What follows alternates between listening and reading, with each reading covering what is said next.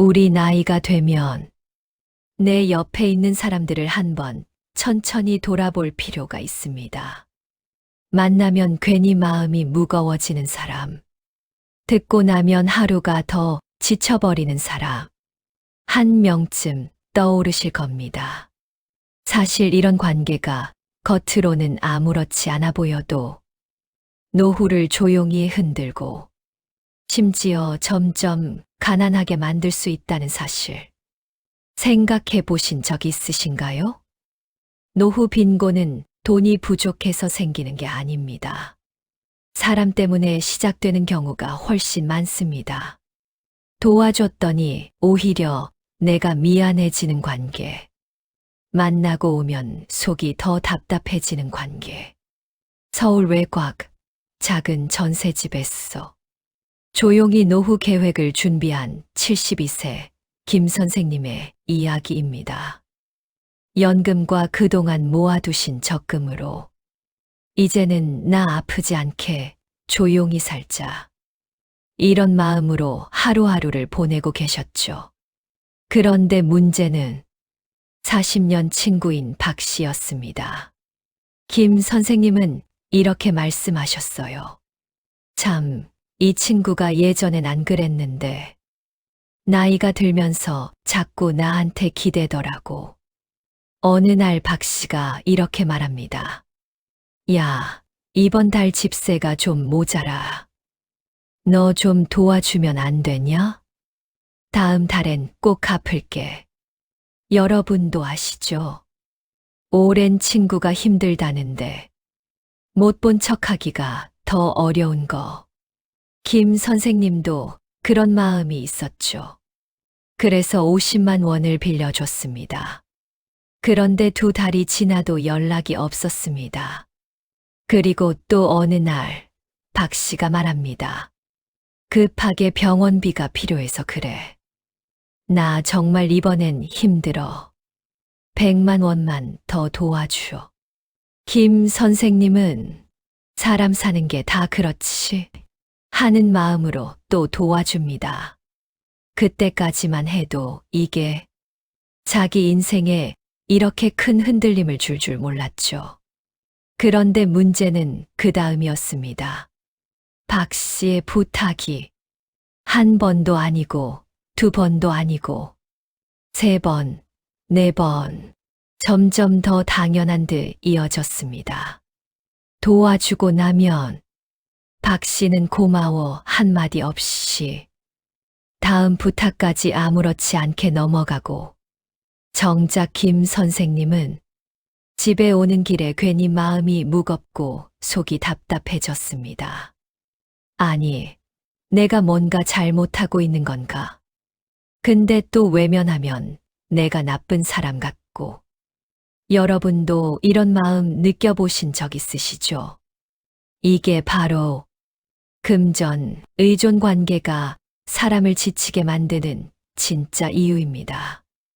결국 김 선생님은 매달 깨지던 적금을 보며 이러다간 내 노후가 무너지겠다 하고 뒤늦게 깨닫게 됩니다. 그때야 알았죠. 내가 친구를 돕는 게 아니라 친구의 삶을 대신 떠안고 있었다는 걸. 내 노후가 점점 무너지고 있다는 신호였습니다. 여러분, 방금 이야기 어떠셨나요? 사실 김 선생님 이야기라고 했지만 우리 주변에서도 그리고 우리 인생에서도 한 번쯤 겪어봤던 모습 아닙니까? 이런 관계에는 몇 가지 뚜렷한 공통점이 있습니다. 첫째, 부탁이 한 번으로 끝나지 않습니다. 처음엔 도와주고 나서 마음이 뿌듯하기도 한데, 2번째, 3번째가 되면 왜 자꾸 나한테 기대지? 하는 생각이 스멀스멀 올라옵니다. 둘째, 도와주는 쪽만 늘 마음이 무겁습니다. 상대는 가볍지만 우리는 괜히 속이 답답하고 집에 돌아오는 길에 한숨이 나옵니다. 내가 이걸 계속 감당해야 하나? 그런 생각 다들 해보셨을 겁니다. 셋째, 거절하지 못하도록 미안함을 이용합니다. 우정이 이 정도도 안 돼. 내가 아니면 누구한테 부탁하겠어. 이런 말 들으면 우리는 또 마음이 약해지죠. 이 세 가지가 반복되면 그 관계는 더 이상 우정이 아니라 우리 노후를 조용히 갉아먹는 위험 신호입니다. 혹시 지금 떠오르는 사람이 있으신가요? 그렇다면 다음으로 이야기할 노후를 가난하게 만드는 인간관계 5가지 유형에 그 사람이 포함될 가능성이 아주 큽니다. 이제 첫 번째 유형부터 살펴보겠습니다. 5가지 유형을 알아보기 전에 오늘 내용이 유익하다고 생각하시면 구독과 좋아요 한번 눌러주세요. 저희에게 큰 힘이 됩니다. 첫 번째 위험한 유형은 바로 경제적 기대형, 즉 돈을 당연하게 생각하는 사람입니다. 여러분도 이런 경험 있으시죠? 처음엔 잠깐만 도와주오. 이번 달만 좀 봐주오. 이렇게 말을 꺼냅니다. 그때는 마음이 약해졌어서 그래, 사람 사는 게 다 그렇지 하고 도와줍니다. 그런데 문제는 이 부탁이 절대 한 번으로 끝나지 않는다는 것입니다. 두 번째 부탁은 조금 더 자연스럽게 옵니다. 나 진짜 이번엔 힘들다. 내가 아니면 누구한테 얘기하겠냐. 세 번째쯤 되면 이미 우리 마음은 반쯤 지쳐 있고 도와주면서도 찜찜함이 남습니다. 집에 돌아오면 괜히 마음이 불편하고 드라마를 봐도 집중이 안 되고 잠들려고 누워도 생각이 자꾸 납니다. 아, 나 이러다 허리 휘겠다. 내 적금은 언제 다시 채우지? 이런 걱정이 스르르 올라옵니다. 경제적 기대형 사람들은 처음에는 고마운 척하지만 한두 번 지나고 나면 도움받는 게 당연한 권리가 됩니다. 그리고 우리가 거절하면 정이 없다, 너밖에 의지할 데가 없다 라며 오히려 우리를 불편하게 만듭니다. 노후에는 다시 돈을 벌어올 체력이 없기 때문에 이런 관계는 정말 위험합니다. 한 번의 잘못된 선택이 몇 년치 적금을 무너뜨릴 수 있기 때문입니다. 만나고 나면 지갑이 가벼워지고 마음이 무거워지는 사람. 그 사람이 바로 가장 먼저 거리를 둬야 할 경제적 기대형입니다. 두 번째 위험한 유형은 겉으로 보기에는 멀쩡해 보이지만 만나고 나면 유독 기운이 빠지는 사람. 바로 감정 기생형입니다. 여러분도 이런 사람 한 명쯤은 있으실 겁니다. 경로당에서 마주쳐도, 동네 마트에서 만나도, 카톡에서도 유독 이런 말만 합니다. 에이, 뭘 해도 소용없어. 우리 나이에 무슨 희망이 있어. 살기 너무 팍팍하지 않아? 처음에는 공감도 되고 저 사람도 힘든가 보다 하는 마음이 듭니다. 그런데 이런 말이 계속 반복되면 우리 마음이 먼저 무너집니다. 아침에는 괜찮았는데 그 사람 만나고 집에 들어오면 괜히 한숨이 나오고 마음이 답답하고 뭘 하기도 싫어집니다. 이게 바로 감정 기생입니다. 상대는 자기 얘기를 털어놓고 속이 시원해질지 몰라도 우리는 그 부정적인 감정을 그대로 떠안고 집에 돌아오는 거죠. 그리고 이런 감정의 소모가 쌓이면 몸도 지치고 의욕도 떨어지고 생활 리듬도 흐트러지고 결국 소비 습관까지 흐트러져 노후 재정까지 영향을 줍니다.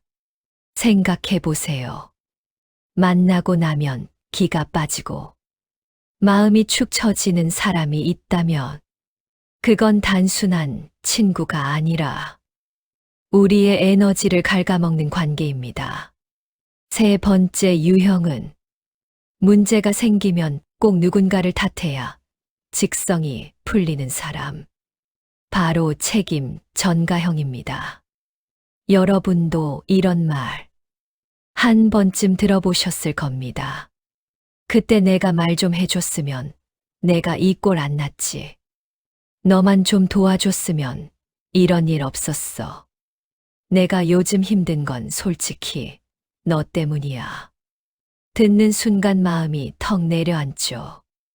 아니, 내가 뭘 잘못했다고. 이런 생각이 먼저 듭니다. 그래도 우리는 미안한 마음이 앞섰어. 내가 좀 더 챙겨줄 걸 하며 마음을 쓰게 됩니다. 바로 이 지점이 위험한 겁니다.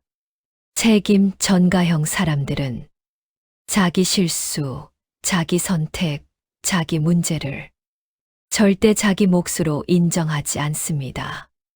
늘 주변 사람을 끌어들여 죄책감이라는 끈으로 묶어두려 합니다. 그리고 우리가 그 죄책감에 흔들리면 더 많은 도움, 더 많은 시간, 더 많은 감정 노동을 요구합니다. 결국 이 관계에서는 상대는 늘 피해자, 우리는 늘 해결책을 가져다 줘야 하는 사람이 됩니다. 이런 관계가 오래 지속되면 마음이 무겁고 기운이 빠지고 생활 리듬이 무너지고 소비 습관까지 흔들립니다. 여러분도 혹시 누군가의 문제를 대신 짊어진 적 있으신가요? 그렇다면 그 사람은 당신의 노후를 무겁게 만드는 책임 전가형 관계일 가능성이 높습니다.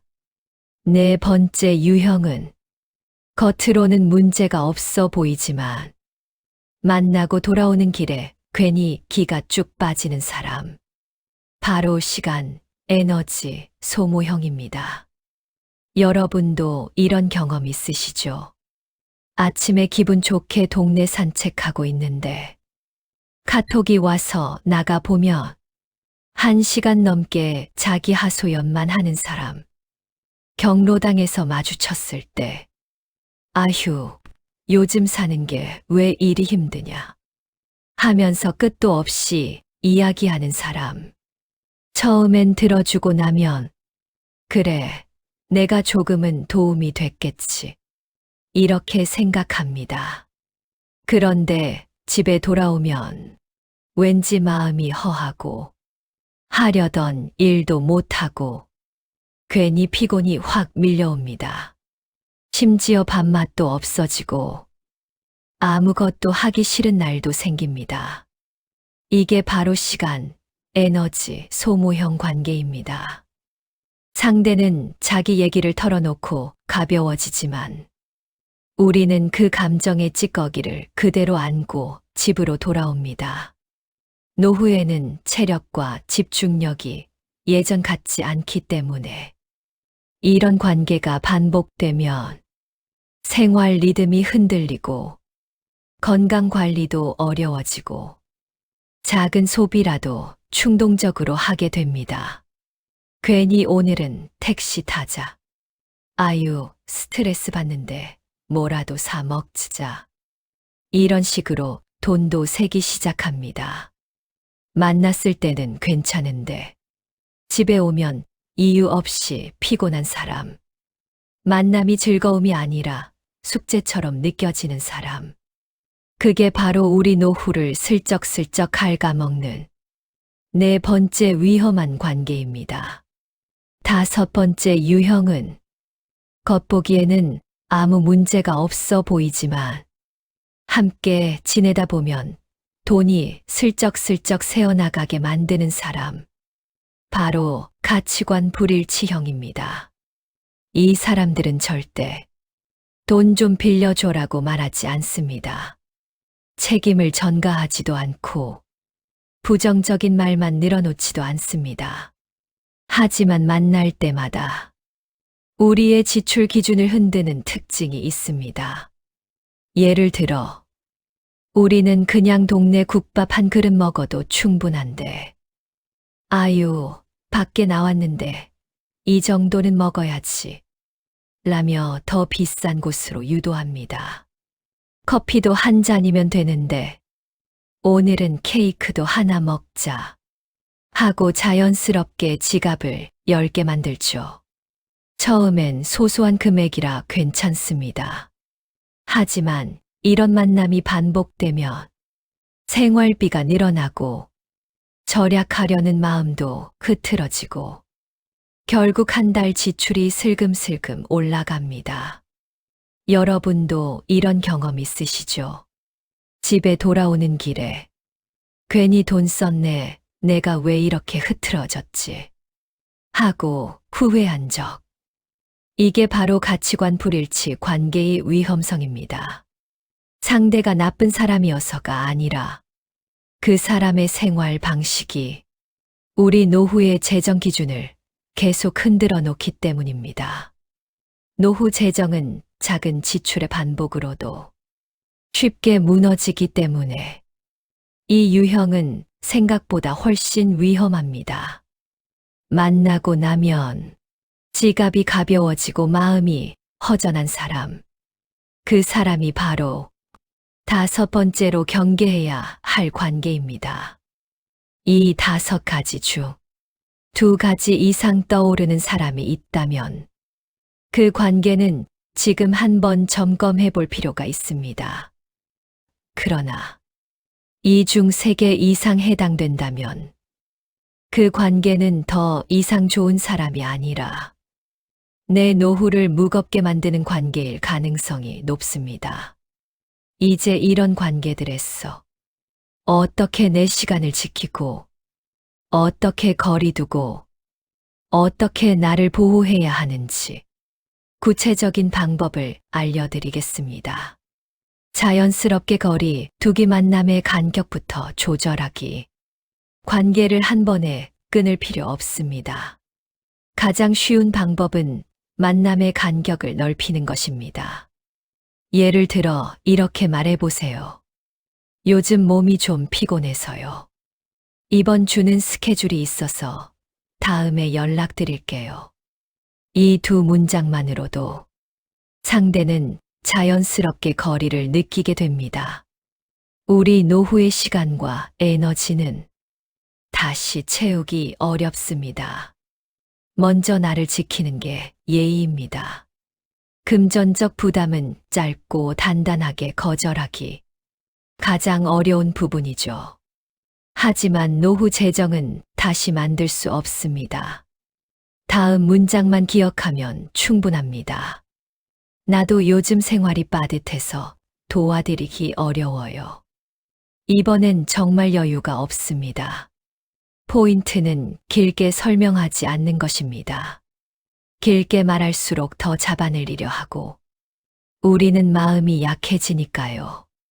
필요하다면 다른 도움받을 곳을 알아보시는 게 좋을 것 같아요.